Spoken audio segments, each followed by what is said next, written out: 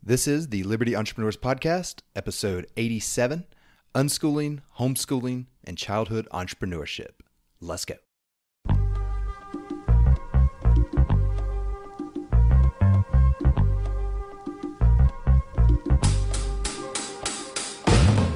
Hey, what's up, everyone? Welcome back to the Liberty Entrepreneurs Podcast. I'm your host, Ashe, and I've got David Rodriguez on the show today. He is the founding principal of Valor Academy. It's a private school that empowers students to pursue their own interests and passions, utilizing the apprenticeship model.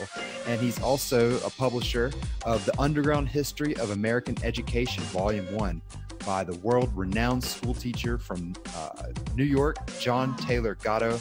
And he's got another book on the way. So, David, welcome to Liberty Entrepreneurs.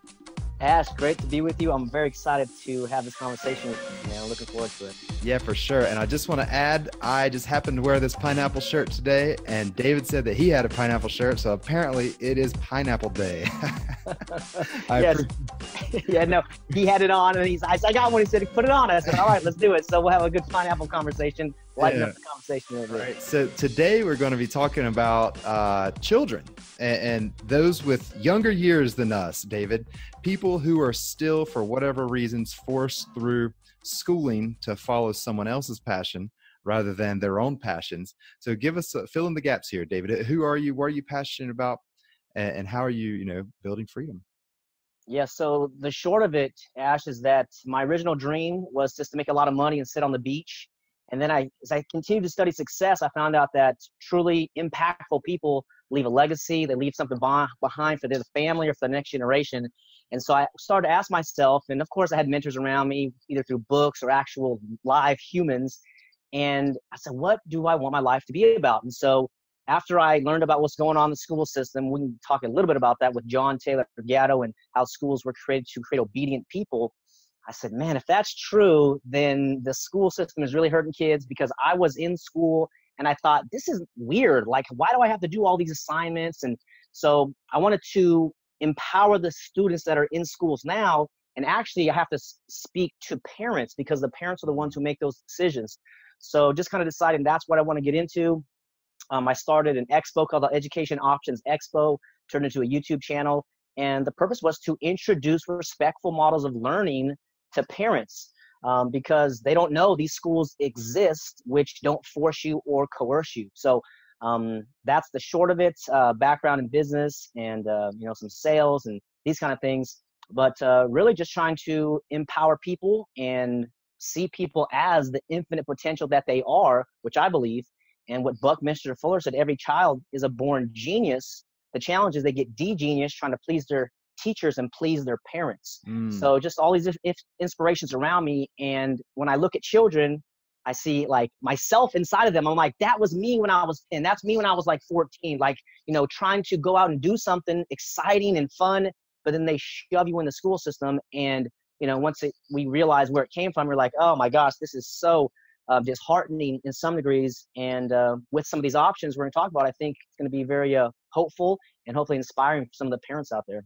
Yeah, so looking at the school system in general, just from a liberty entrepreneur mindset, it's kind of outside of the marketplace. You buy a house and your children go to a school that you're in the district. And what's going on? Why? Give us some background on school in general, and why do we not pick schools for our kids most of the time like we would choose a daycare or a restaurant? It goes back to 1852. The first compulsory attendance school law in the country was Boston, Massachusetts. California was 1874, and I think the last state in the union was 1918. And what happened is the state got together, and also large corporate foundations, and they wanted to create obedient workers for their factories and for their products as well, because that's what schools teach young children to be, is to be consumers. Whereas we're going to talk about being producers, and that's really where you can be independent. So that's the kind of background of where the school system came from. And then it's just a matter of finding solutions that parents can realize, because it's a generational thing, right? So like my parents went to the school system, and let me just take a time out, because my mom was a school teacher for 20 years, and I have family members who are principals and teachers in the school system now. So as we reveal what's going on in schools, it's not to bash those people. I love my family. I love my mama, of course. And it's the system, it's the structure, the compulsion, the mandatory everything, and you're there for 12 years. And so you're learning habits, you're learning attitudes which limit you and kind of put you in a box. So so it came from before Boston, it came from Prussia, Germany. And these guys, as I mentioned, for the government purposes, for the military, and they wanted, this is what Johann Fichte said, the philosopher, 1806, last name is spelled Fichte. He said, we have to create a system of schooling that limits the imagination of children so they can't even imagine doing something other than what they're instructed to do or what their teacher would approve of. Yeah, so they can't imagine freedom. They cannot even imagine it. So this is where it goes to Einstein's quote. He said, imagination is more powerful or more important than knowledge, because imagination encompasses everything which is or could be, but knowledge just encompasses that which is known and is. Right. So it's super important to expand your imagination. Yeah. And what do you think about children? I mean, most children start going to kindergarten at around 5 years old. I know that has German roots as well. I, of course, went to kindergarten. I went to pre-kindergarten starting at 3 years old. Like, what do you think that this does to a growing child who's full of energy and curiosity and, can play outside for days on end? Now you've strapped them down in a schoolroom, a schoolhouse, for sitting in straight lines, walking in straight lines, raising their hand. I mean, what type of person is being, shut down inside of that child? A very fear-filled person, I would say. If you were 3 or someone's 4 or 5, or maybe you've seen these videos where kindergartners are crying on their first day of school, and like their parents are pushing them into this building of complete strangers, whereas the first 5 or 6 years of their life, they're like, hey, oh, you fell down, that's okay. Oh, you pooped in your pants, that's okay, right? All this loving support. And now you're with all these strangers, and then you got this giant stranger who's like 3 times your size and weight, and they're like, oh, I'm just going to stay with you all day. So from day one, the children are beginning to realize, okay, is this life? Because remember, this is their first time around the world, just like ours. And they're like, oh, this is life. This is a real thing. So now I'm kind of in that fight or flight mode. And so that teaches them that you have to obey strangers, right? And like you said, getting in lines, listening to bells. Oh, the bell rang, now it's nap time. Oh, the bell rung, now it's lunchtime. It's like, well, how about my own intuition that instructs me that I'm tired, I should take a nap, I'm hungry, I should eat. Yeah, no, it's amazing. I mean, they really are creating producers. I mean, not producers, but consumers, and just people that can fall in line. How do you see if a child, I know you have a lot of homeschooling experience and you travel the country and give workshops and presentations about homeschooling, rather than that fear-induced type of child that our standardized school system creates.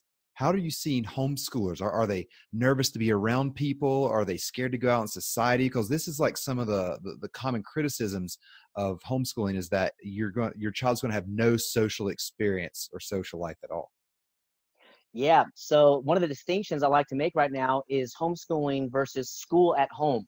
So what I call homeschooling is when a leader creates an atmosphere where personalized learning can occur. That's my definition of homeschooling.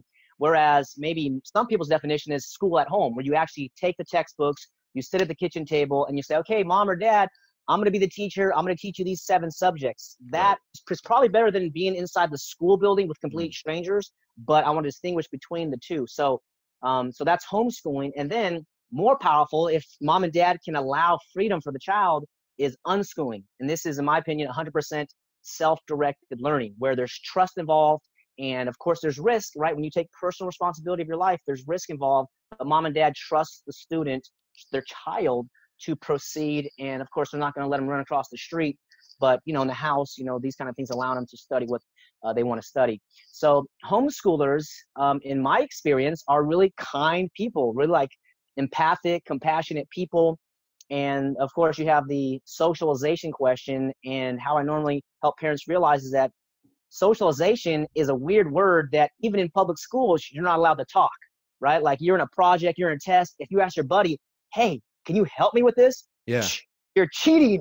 Yeah, you're literally cheating. Asking for help is cheating.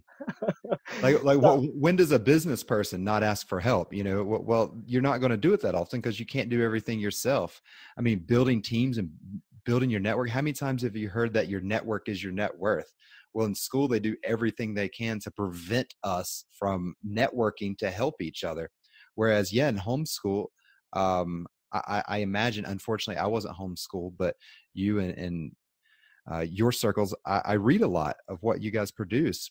And it just seems that all these criticisms being laid against homeschoolers, are they just by people who have vested interest in the public school system? Or like, why would people come out so angrily against homeschoolers?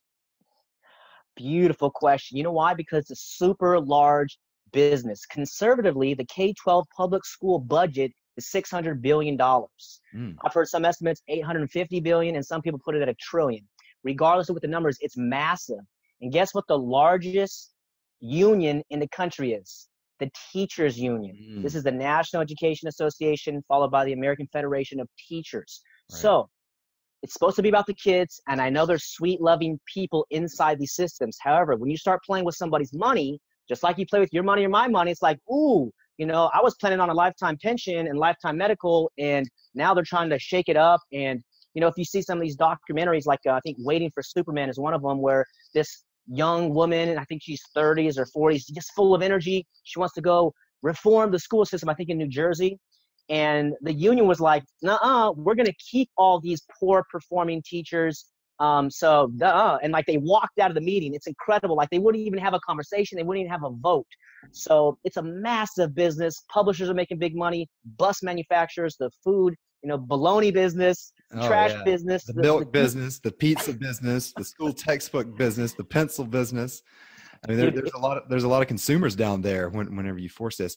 And look, we're not trying to say that all teachers are bad. Actually, my mother was a substitute and assistant teacher for years, and she drove a school bus as well. So we're just specifically talking about the system, you know, and not all teachers are bad. Speaking of one really awesome teacher, John Taylor Gatto, who is he?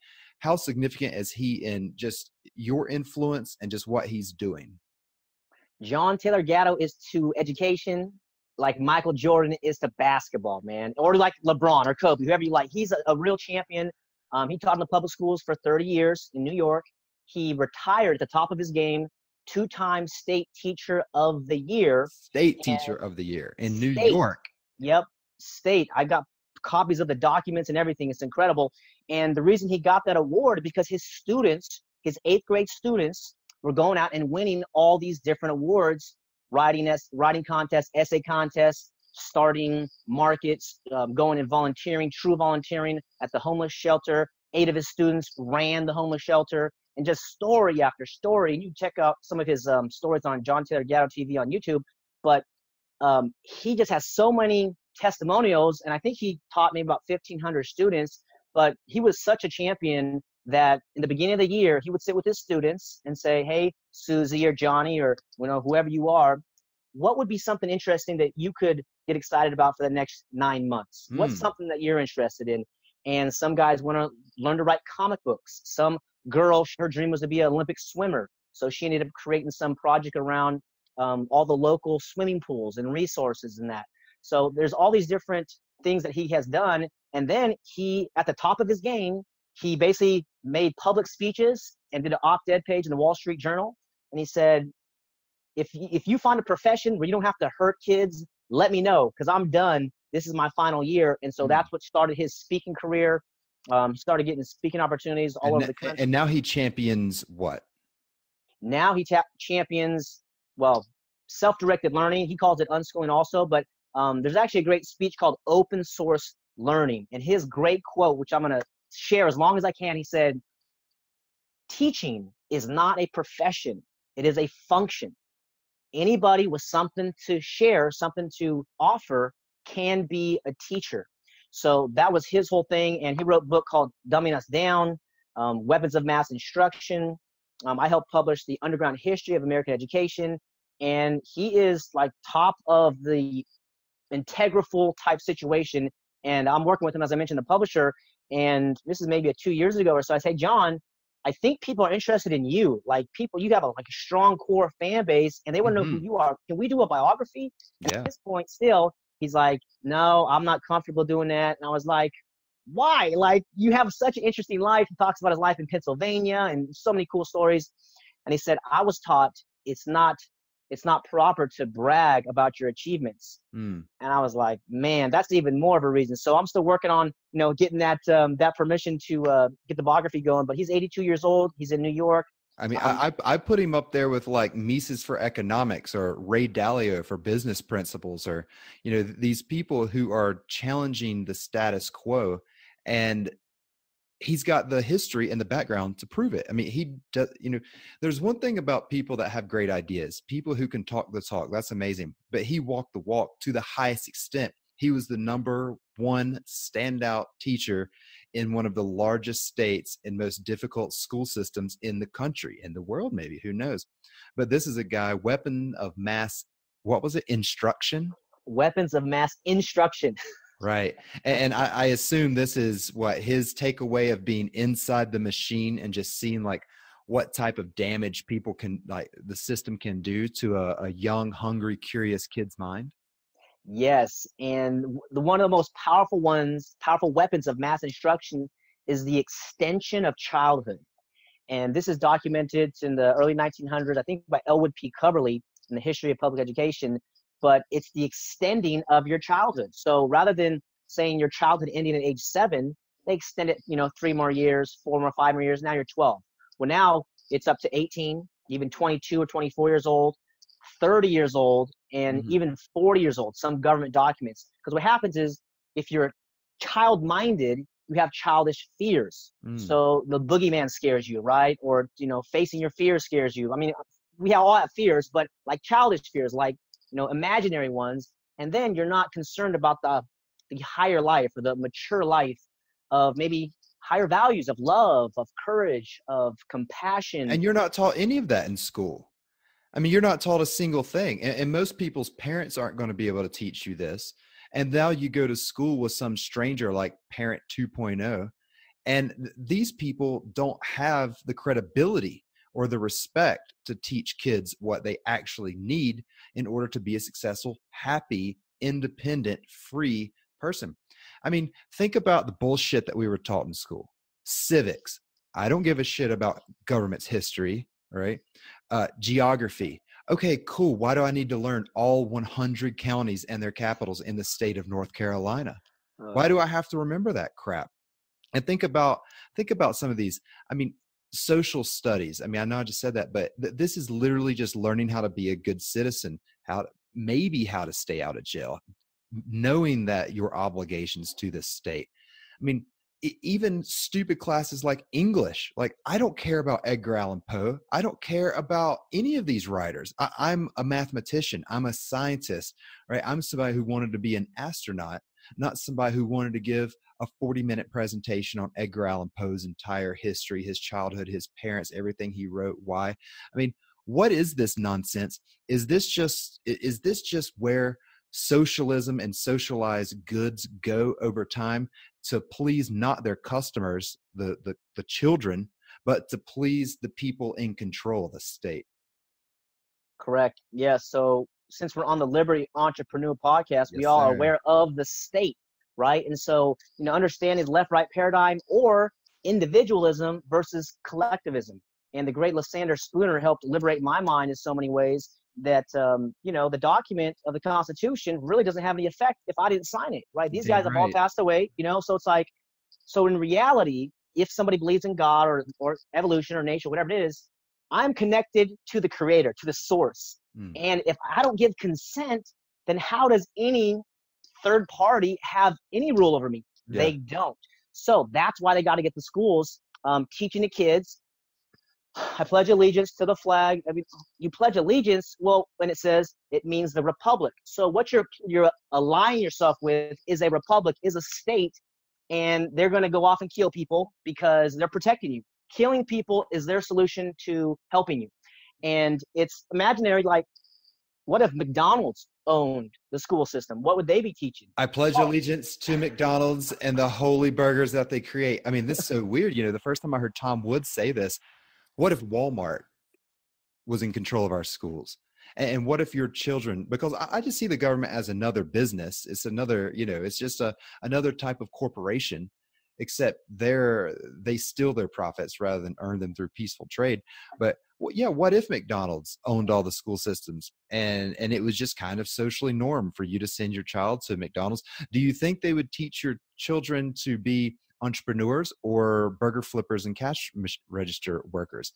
That's what the government does. They're just teaching our children whatever the hell. It's a propaganda camp, isn't it? You drive by a school and sometimes you can't tell if it's a school or a prison. So let's spice it up a little bit. We've got these pineapple shirts on here. Okay. What was what do you remember in school being fun or having enjoyment or finding pleasure or having passion, if anything? The only thing that kept me in school, Ash, was sports. I was a three sport athlete. Got athlete of the year my senior year, just because I love the game, right? I'm not a vertically superior man, but I'm strong, right? I can move, I'm fast. So that's how I was able to play the game. And my parents demanded I have a 3.0 GPA, right? They have high standards in my house. Okay. So, and I love you, Mom and Dad. So that means I had to learn to play the game. 2.0 was not going to allow me to play in the game on Friday or Tuesday, whatever it is. I had to actually follow, and I felt the line of how rebellious I could be. I was class clown sometimes and like this, but I was like, damn, I'm going to get suspended, and now I had all and that means no sports. No sports. It's a carrot that they use, and it's very strategic. Just like recess is a carrot, extra activities, extracurricular. Oh, you didn't do your homework. You're not going to go on the field trip today. Right. So it's all this, B.F. Skinner, operant conditioning type stuff. So it was really sports, bus rides, going to sporting events, coming back, having a good time, ripping it up with the fellas, seeing some nice girls and everything. But it's like, there's really sports and trying to have fun in the middle of having to do a mandatory. Yeah. The obligation. For some reason, I think in my mind, the 8th grade report of doing the Oregon Trail about the people that came from the East Coast to the West Coast, and I had to do this report. I'm like, and who cares? I don't give a shit about that at all. Zero. Yeah. I mean, I just know from the video game that you never try to forge the river.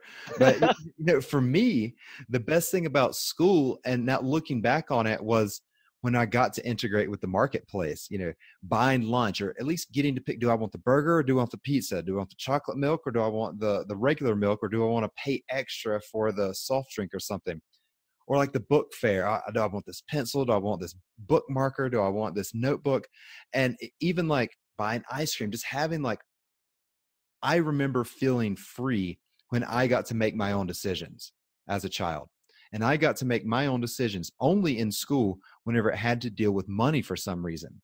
And, at the book fair, at the carnival or whatever it was.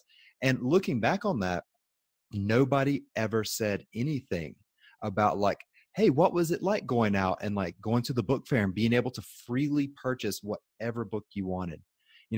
Because all the other times where you're going to learn this and you're going to learn this at this time for this amount of time. And then when the bell rings, you're going to go learn this and learn this. But it's just so interesting. What do you think happens? Let's say public school starts to become less and less popular, and more parents, or even a collective of adults in a neighborhood or so, decides, hey, I think I can homeschool, not school at home, but homeschool. Or if more parents are able to unschool, which is literally you just living with your kid and experiencing life together, what do you think would happen to children if that was the environment that they grew up in?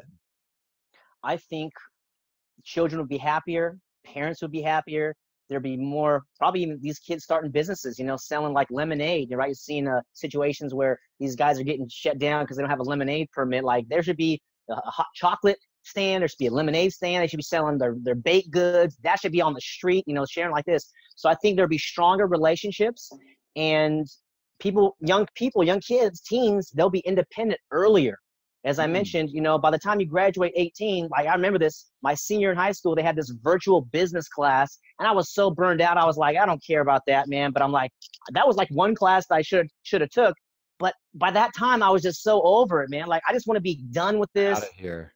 Oh man, eighth grade graduation. I'll give you a story too. Was that I had my gown on, and someone was congratulating me. They're like, "Man, congratulations on graduating eighth grade." I had my cap and everything. And I was just like, "I'm not even happy, dude. Like, I got 4 more years. This is not graduation. This is like a Yeah. timeout. I got to get back in the game." So it's so exciting to consider where homeschooling came from. You know, back in the 70s, 60s, and 70s, it was illegal. Ooh. So I have a lot of hope in the homeschooling movement because mom and dads are passionate. Also in California, where I'm at, they have mandatory vaccines if you're going to put your child into the government school system. So that's a huge aggressive move by the state. And so that's what also inspired me to get into the homeschool training business, which is a new thing to like help parents understand what's going on. What is an education? How can you do it? And and then, you know, like, what are you gonna do next? You know, this is just a process. This is not like an end outcome where like the public school, if you get into Harvard or Yale, they're like, man, you have succeeded in life. That is the way to You got go. into college. Not that you've created any value, but you've learned the system. You became a customer, and Yeah. you're probably going to pay 50 or 60 grand a year to get this piece of paper right here. And then you still, guess what? You still got to go get a job or build a business or give value to somebody. Yeah. You don't need this piece of paper. So in a homeschooling school or unschooling environment, they're like, you don't have to wait till you're 18, 22, 30. What do you want to do right now? Right. And you won't hear very many homeschoolers ask, you know, their child, what do you want to be when you grow up? It's like, what do you want to be now? You know, Yeah. what are you interested in now? Like, screw when I grow up. Like, I don't know what I want to be when I grow up. I still don't know what I want to be. I'm on like my fourth career now. I don't know what I want to be when I grow up. Yeah, it's amazing. Like, that's really the only question that parents or teachers ask children back in, when they're young. It's like, what do you want to be when you grow up? Well, how about you ask me what I'm feeling now? Or how about you ask me what I'm passionate about now? Or like, where's the curiosity with the children in public school? It's not there. What have you found, like, when you go around the country? What type of energy are you feeling at these unschooling and homeschooling conferences? Are they small? Are they big? Have you noticed growth? Is there media there? Or Yeah, no media, but a lot of energy. There's a lot of passionate parents who have basically drawn the line in the sand for whatever reason. Sometimes it's religious reasons. Sometimes you have religious people and they're like, you can't even pray in school. You can't even say God. So I'm taking my child out for that reason. And they are growing. And more parents are taking leadership, which I think is the best thing to do. You know, this is when I lost hope in the whole system with Ron Paul getting his election stolen. I'm like, no savior's coming, man. If there's a nothing. savior, you know what I'm saying? It's you in the mirror. It's me in the mirror. Whoever's listening, take a look in the mirror. Say, I love you. I believe in you. Let's do it together, man, Yeah. because building that leadership community, I think, is the way to go. And these conventions are continually expanding. And it's basically at any age that I meet these children or teens with parents, it's like it's a good age to remove them. Ideally, you know, maybe like 7 or 8, you know, you can begin that process or just allowing them to learn.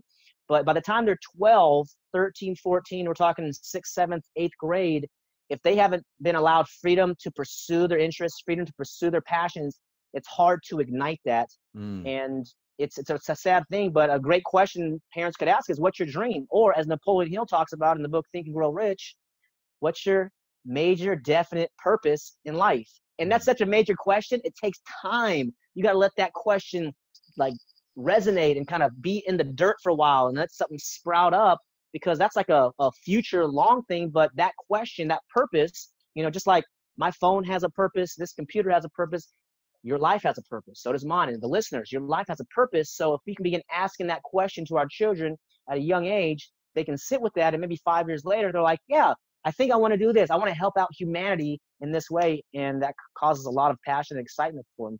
Yeah, without taking up their mental cycles, learning the crap that is in the curriculums. What if children just could sit around and think and play and be curious? We're taking away, like, public schools take away the best part of being a kid: freedom, curiosity, more energy than you know what to do with. You don't want to sit still. Like, kids don't naturally just hate each other. I notice kids everywhere I go, and it doesn't matter if they're short or tall, or with some age difference, or black or white, or it doesn't matter. Kids just like go up and like hang out with each other. And then you grow up and you're taught to like fear.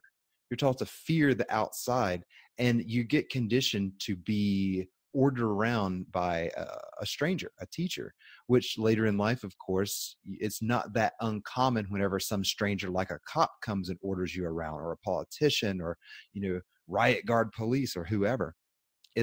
I'm really fascinated with the entrepreneurial energy that I see in children. And I think about episode 45 or so. There were these four little boys outside of a coffee shop in Denver, Colorado, that had a lemonade stand, very well positioned, right at this very busy coffee shop. And it just struck me so much. I was like, yes, it was in the summer. I can remember doing that stuff, having car washes or lemonade stands. And so I interviewed these little boys, and they knew what they were doing. Like, they knew how to price this stuff. They knew how much they wanted to make per cup, or how much they should pour, or should they request the cups back from the clients, or can they let them have and throw away the cups. And it's just really amazing what children could do if they were allowed to build business or create value. But I want to get your opinion on this. Do you feel that schooling, compulsory schooling as it stands today, was created out of a desire to limit competition with like workers, factory workers, field workers, stuff like that? Because a 10-year-old, 12-year-old, 14-year-old kid can create a lot of value, and maybe some old guys don't want that new, fresh, young competition. Beautiful. Yeah, you're talking about overproduction or over-education, as they spoke about it in I think William Torrey Harris said that word. So they don't want them to be super educated, because then you create competitors, actually. And let me read this quote, if you'll permit me here, from Frederick Yates. This is from 1913. He was the advisor to John D. Rockefeller Sr. He said, "In our dream, we have limitless resources, and the people yield themselves with perfect docility to our molding hand. The present educational conventions fade from our minds, and unhampered by tradition, we work our own goodwill upon a grateful and responsive rural folk. We shall not try to make these people or any of their children into philosophers or men of learning or of science. We are not to raise up among them authors, orators, poets, or men of letters. We shall not search for embryo great artists, painters, musicians, nor will we cherish even the humbler ambition to raise up among them lawyers, doctors, preachers, statesmen, of whom we now have ample supply." Right. So this is in 1913, and the reason that's a powerful quote is because Rockefeller funded the pensions of the school system in that time period, to make sure that the teachers follow their curriculum, their guidelines, and that's why they funded the Columbia Teachers College as well as University of Chicago. They want to have a monopoly. Now, many of these public school teachers, as I get, many of them are earnest and loving, sweet people. They do need a teacher's credential. Again, let's see a teacher's credential in real life. There's a piece of paper. That's your teacher's credential. Okay, you have now been certified by us to go out and teach these kids. So all this schoolese, educationese, all this language, it tricks people, and they're not certain about what they're even doing. What is the purpose of education? And I think that's why parents, if you can, define what success means for you. Define what education is for you, not for the strangers or your family outside your house, or whoever's blaring through your TV or whatever it is. For you.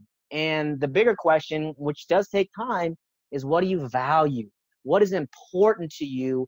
And that has to go deep. So there's more levels that they have to go through. And this is called the unlearning process, or for parents, the deschooling process. And I'll mention that because that's a really important thing. So let's say your son is 12 years old. So he's been in the system for 5 years. He's 7th grade, let's say.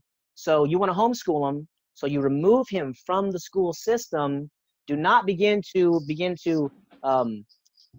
use this curriculum. It's okay, now we're done with that curriculum. We got to do this curriculum. Just like you would shake up a soda and you open the cap, there's all this pressure that has to go, like it has to vacate. Same thing mentally and emotionally with your son. Give him, this is a recommendation, 1 month of freedom for every year that he was in the school system. Allow him to just be. If he wants to play video games all day or sleep all day or do absolutely nothing, it's very important to allow him to do that, because he's getting back in touch with himself, because for 5 years he was being forced and coerced and It was threatened. someone else's. Yeah. Yeah. Yeah. Let these little people, these young people have their own way, have some freedom.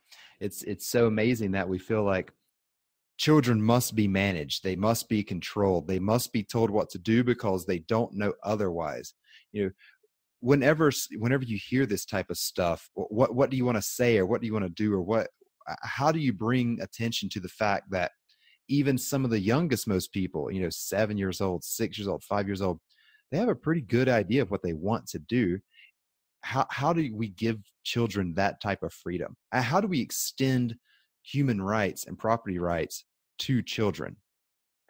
I think one of those powerful suggestions is to teach them they own themselves. And this is hard because mom and dad were taught normally through religious training or traditional cultural type things to obey mom and dad. You must respect mom and dad. It's in the Bible. Right. It's in the Bible. It's biblical. God said it, so now we can do it. Again, This is not to hate on the religious people out there. I was raised Christian. I went through all that. And then I started to realize, what are all these factions telling me what to do with my body and my life? Right. And, once I came to that realization that I own me and you own you. If we want to engage in business or engage in some type of way, let's shake hands. Let's do a verbal contract. Let's do a written contract, and let's engage. So one girl who I saw, she was practicing with her son, who was 6 years old, or maybe it was 5. But anyways, she said, son, is it okay if I pick you up? And he was like, yeah, pick me up. And I asked her, I said, do you always ask like that? And he's like, yeah, I'm trying to teach him about his personal space. And, I don't just come up and just grab adults and just go like this. I ask. And so little things like that to help them realize they are the powerful self-owner, sovereign one, whatever you want to call it, from a young age. And then they can begin exercising their language, asserting their rights. Hey, you don't have a right to touch me. Right. And the kid's 8 years old. What's an adult going to do? They're going to say, oh, yeah, you're right. I can't touch you. Yeah. And for the record, David will sneak up on you and give you a bear hug. So anybody at Anarchapulco, watch out. For sure.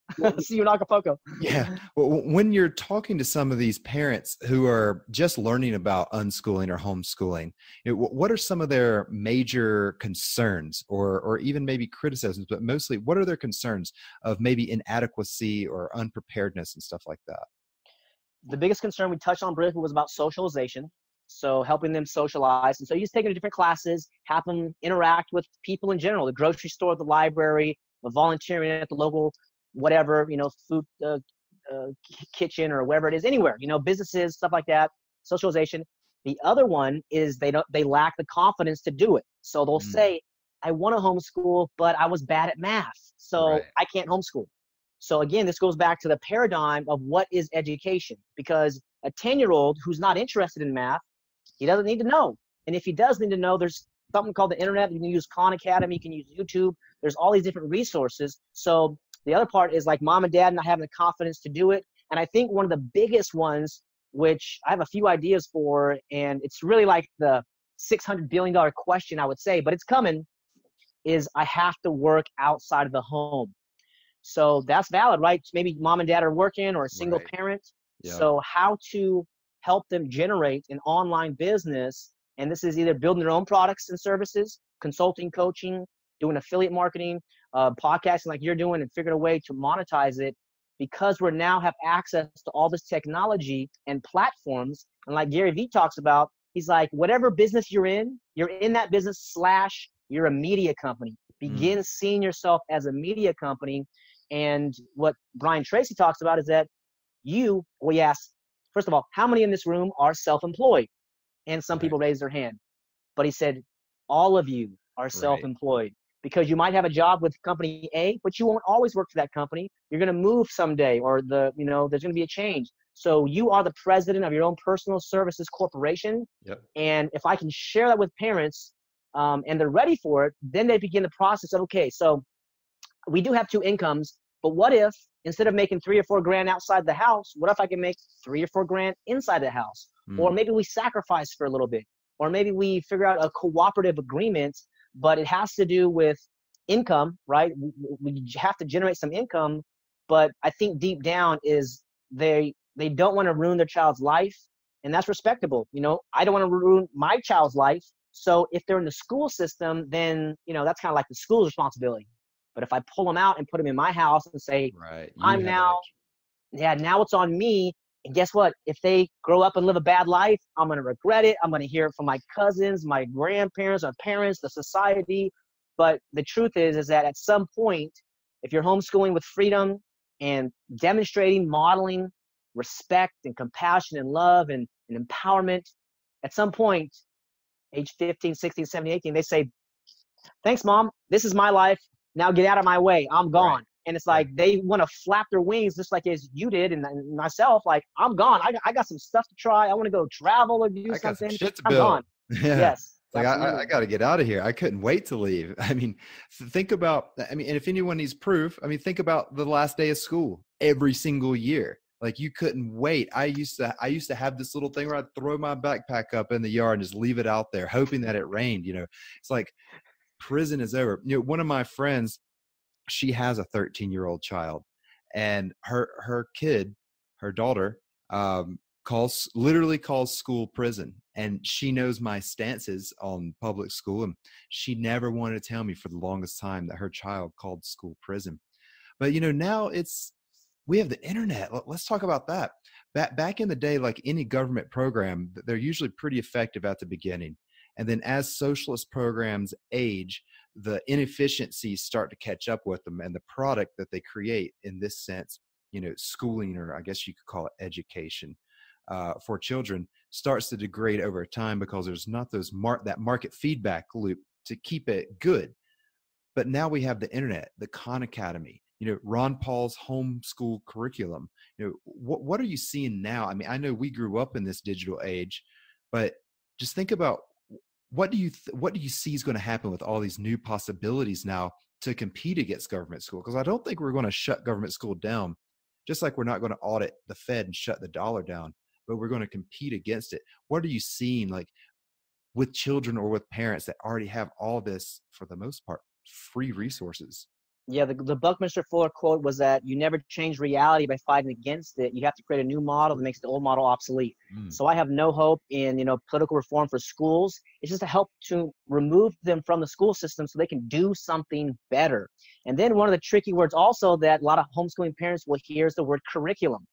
The word curriculum didn't even become a big issue until the 80s, when more parents were removing their children from the school system, and the school was scrambling because the schools get their money based on average daily attendance ratios, percentages. That's why you have a truancy officer.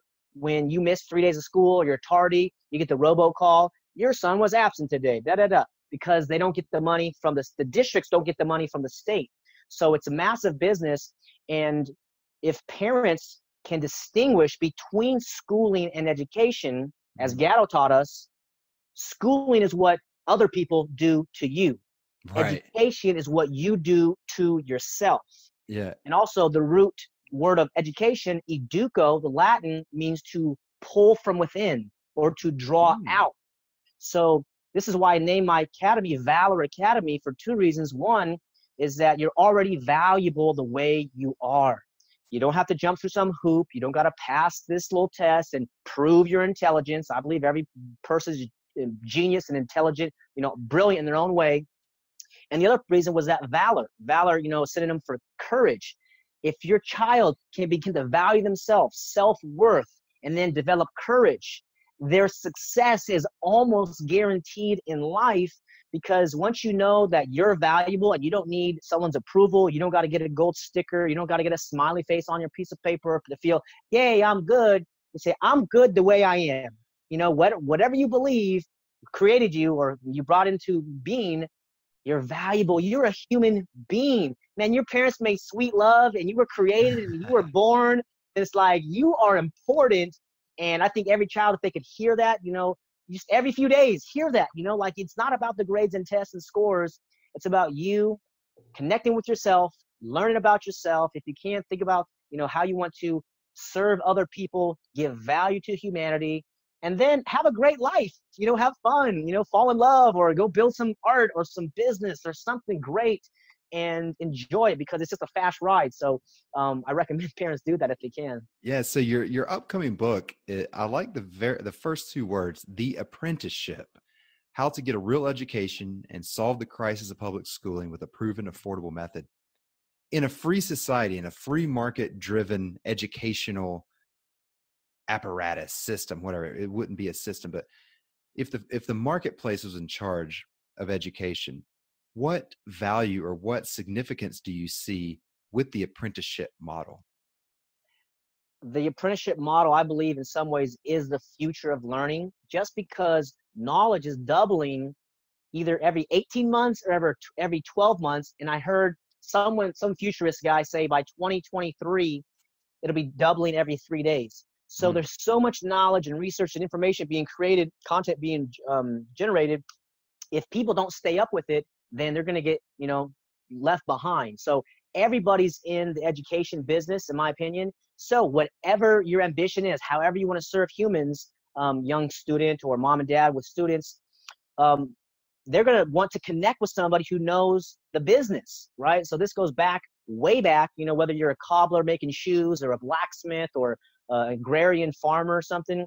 If that person is making a livelihood doing whatever he's doing, and I'm a 12-year-old, 13, 14, 15, shoot, even 18, I can go give him my energy. I can give him my labor. I can give him my time. And if he's looking for that, we now create a win-win relationship. He gets a volunteer, and I get an expert in the field that I'm interested in. Now, you right. can do a one-day apprenticeship. You can do a week or a month, and there's various ways, conversations they have, set up a contract or an agreement, because it's got to be a win-win, right? They don't want to work with somebody who's, negative or vice versa or mean or whatever it is. Sure. But once you connect with an expert and then the amateur, the apprentice who wants to learn, there's this synergy that's created. And, whether they stay together for 6 months or a year, 2 years, or they say, you know what, I don't want to be a farmer. I want to be a scientist, or I want to, build houses or whatever you want to do. There's people out there who are looking for young, energetic people. And that's what teenagers bring to the table, because they do have that, and they are a little bit ignorant, and maybe, they don't know themselves. But if they have an intention, just a clear intention or purpose for being in this area, like I want to help people, build houses or, cure water. There's this young guy, I think he's in his 20s now, but he's created some solution to all the plastic in the ocean. I just saw an article about it, and it's like he's now removing like 500 pounds or 5,000 pounds of plastic from the ocean every day, not for money, because he cares about the planet. And He he could actually do cares, it. and he can Yeah. do it. Following passions. It's always amazed me how we always tell children they can grow up and be anything they want to be, and they need to follow their passions. But when it comes down to it, we don't let them follow their passions. And I say we, I don't have children, but I was a child one time, and I know that I couldn't follow my passions. But imagine if you were even starting at the age of 12 or maybe 10, let's just say 12, where you're in school for at least another 6 years. And if you had two internships for each of those 6 years, you could have a taste of 12 different careers in the same time it would have taken you just to go through a couple of years of school, where you graduate and you're not really any more employable than when you came into school. It's just, this is why I've had two of the team members of Discover Praxis, the internship or mentoring alternative to high school and college, because I just believe in this apprenticeship process so much. Like, my grandfather owned a Harley repair shop, and I can remember going over there a couple times and working with him to break down engines and stuff like that. And I thought that was so much cooler than going to school and learning, where Czechoslovakia was. Well, I don't even think there is a Czechoslovakia anymore, but I had to learn that back in the day. How can people learn more about homeschooling or unschooling, at least to the point to satisfy some curiosity? Maybe they don't even have children like me, but they're interested in trying to help anyone be more free, and in this sense, children. Number one is to realize the difference between schooling and education, and then also consider homeschooling as a way of life. If you're a vegan or carnivore or whatever you are, it's a way of life. If you exercise, every so often, eating healthy, or you're religious or whatever, it's just a way of life. And pretty soon you begin to see learning everywhere. And this is why I've designed a few curriculums. And it's not like curriculum in a book, do this, say this. I set up curriculums, which again, from the root word of like meaning a course or to run a path. It's actual path. So if somebody has an interest in a particular area, there's certain frameworks or curriculums you use towards it. One of the most powerful one is the question curriculum. And so mom and dad, if your student is interested in computers or music or nature, whatever it is, you don't have to know anything about it. All you need to do, if you're going to practice the question curriculum, is to learn to ask good questions. Yes. Or help them learn to ask good questions, because the better you are at asking questions, then the better information you're going to find. And some people say, which I concur with, is that all knowledge is just an answer to a question. So what question are you asking? The other one is the other curriculum, which is really helpful when I teach my parents and clients, is the world as the classroom curriculum. So this is beginning to use the lens that learning doesn't just happen in a building, right? It's not from 8 a.m. to 3 p.m. It's everywhere. It's totally everywhere. And you can do it like, as you mentioned, buying books at the bookstore at school. Well, guess what? There's grocery stores. So when you guys are going shopping, let them know, or even allow them to have a $10 budget or $15 budget and say, hey, this is your food money, or this is your spending money. Buy whatever you want. And they're like, okay, I got to go, find a coupon or something, and they begin to use the mathematical calculations. And if you're living a healthy lifestyle, they'll ask you, hey, mom or dad, is this healthy? What about high fructose corn syrup or aspartame? They'll begin to inquire, because it's no longer do what I say, it's do what you want as long as you're safe, and you want to speak freely with them. And this is why Gatto was such a champion. He said, I would talk with 12 and 13-year-olds as if they were grown people. Amen.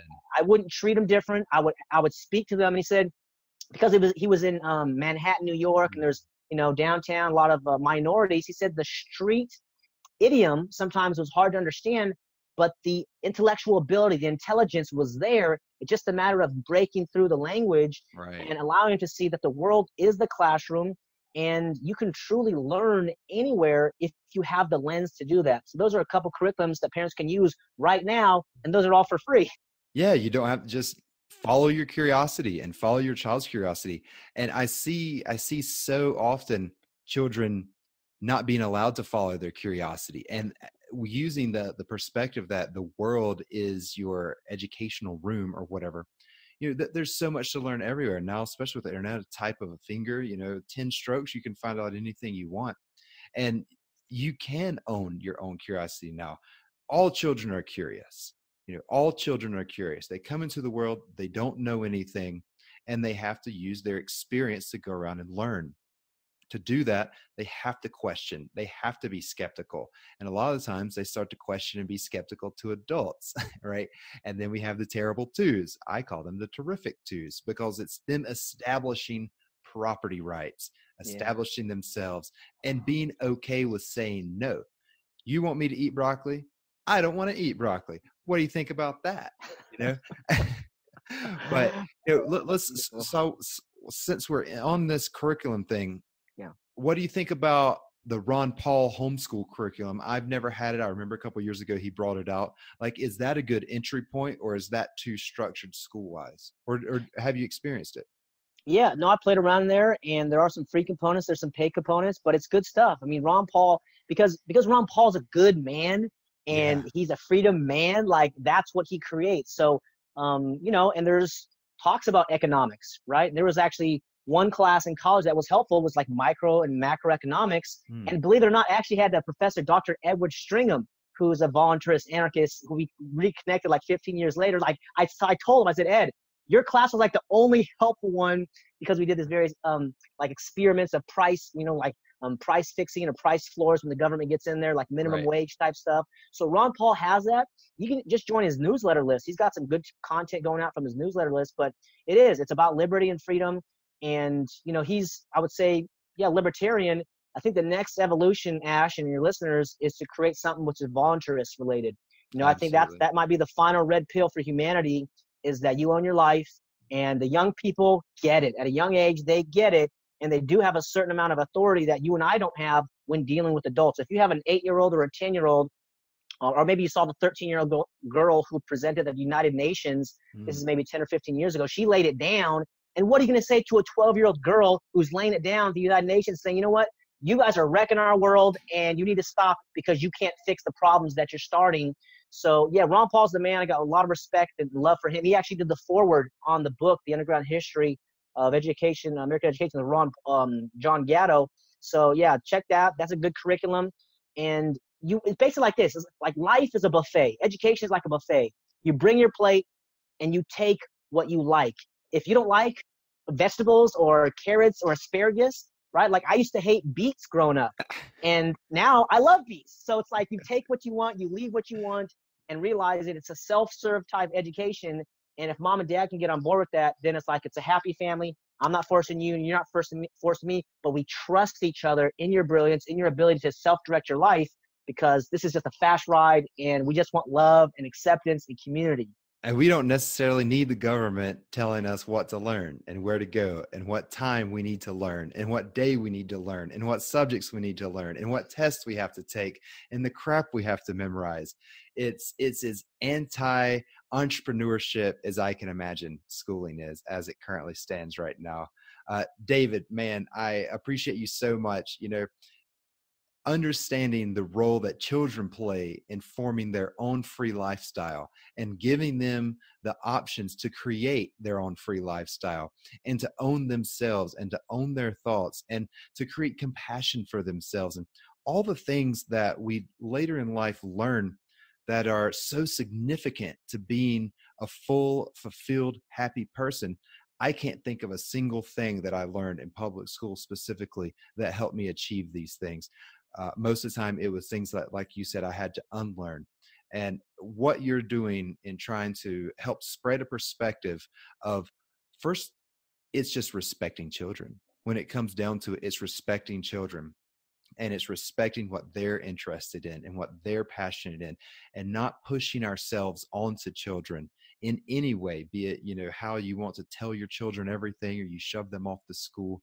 But it's really having that human to human connection and allowing someone to learn to express themselves rather than us telling smaller people, children, what they need to express or what they shouldn't express. David, if you'd like to leave us with any tips or how to get started or books to read, videos to watch, presentations, role models or idols of yours, people who are also in this camp of producing free children, like maybe Dana Martin, just what can you drop on us? Where's our next step here? Yeah, Dana Martin's a champion, awesome radical unschool teacher and parent. John Taylor Gatto is a stud, in my opinion. I have a Facebook group called Homeschool Leader, where the purpose is to train peaceful parents to homeschool successfully, have peace of mind, have confidence. And really, those are really great places to start. You know, you don't want to drink from the water hose too early. What I would say is just begin to realize that what schools is designed to do is to create obedient people. I wish it wasn't so. Please look into John Gatto, look into Elwood P. Cubberley, some of the resources there, and begin to convince yourself, because I'm not here to convince you. I'm here to show you solutions which will make the current system obsolete. And, you know, we might not change the whole system, you know, in the next 5, 10, 15, 20 years. And, you know, who wants to? It's about your child. It's about one person, or you have 2 children or 3 people. That is your little tribe. That's your family, your love, your flesh and blood and DNA. And if it's an education that they're after, then they can find it anywhere. Yeah, and they're gonna find it. They're going to find it. And also the last part is, like, if they're in public school and you're still struggling to withdraw for whatever reason, I support you. I encourage you. And you can even have a conversation with your child about the school system. Imagine that. Yeah, and say, hey, here's what's going on. You know, I'd love to withdraw you so you can be home and, like, you know, self-direct and do that, but I'm working a way to do it, you know. Like, and what do you want? Like, do you want to stay in school? Why do you want to stay in school? Do you think you'd be interested in not going to school? What do you think you would do if you weren't in school? What would you want to learn? It's just like, yeah, learning's everywhere, man. It's a beautiful thing. And, you know, we libertarians, voluntarists, people who understand the root of who the state is. I'm so proud of you and everyone in this movement, this revolution of education centered around freedom. David, how can people keep in touch with you if they'd like to learn more? Yeah, you can join the Facebook group. You can email me at info@thevaloracademy.com. That's thevaloracademy.com if you want to do some coaching or consulting.